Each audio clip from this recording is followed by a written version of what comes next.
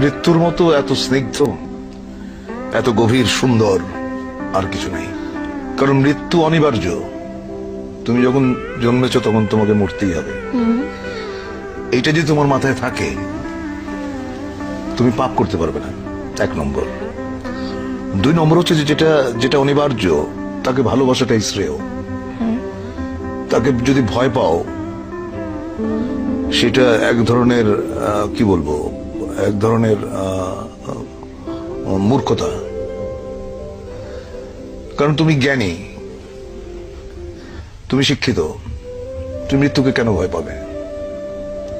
মৃত্যুকে আলিঙ্গন করো, গ্রহণ করো, বরণ করে নাও, তাহলে দেখবে জীবন অনেক সুন্দর। দেখো, একটা মানুষ যখন তার সময়ের আগে চলে যায় তখন কষ্ট পায়। এইসব জিনিস আমার কাছে রহস্যময় মনে হয়। উনি কেন একটা মানুষকে তার সময়ের আগে নিয়ে যান, এর কোনো যৌক্তিক কারণ আমি খুঁজে পাই। সঠিক সময়ে মৃত্যুবরণ করে আমি আন্দোলিত হই। আমি যে খুশি হই বা উৎফুল্ল হই তা না, আমি সেটাকে শ্রদ্ধার সঙ্গে দেখি। মানুষ কখনো বৃদ্ধ হয় না।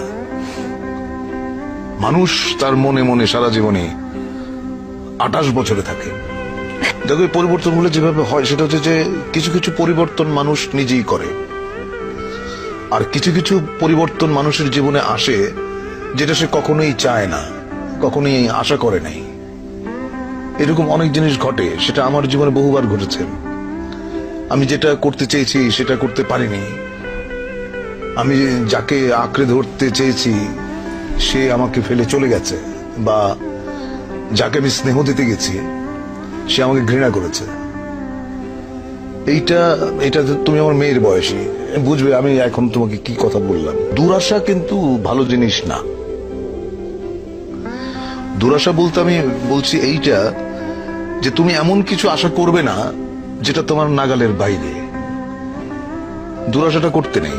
আশা করো যা তোমার ক্ষমতার ভেতরে আছে, যা তুমি অর্জন করতে পারবে, যা তুমি গ্রহণ করতে পারবে, ওইটুকু আশা নিয়েই মানুষ বাঁচে।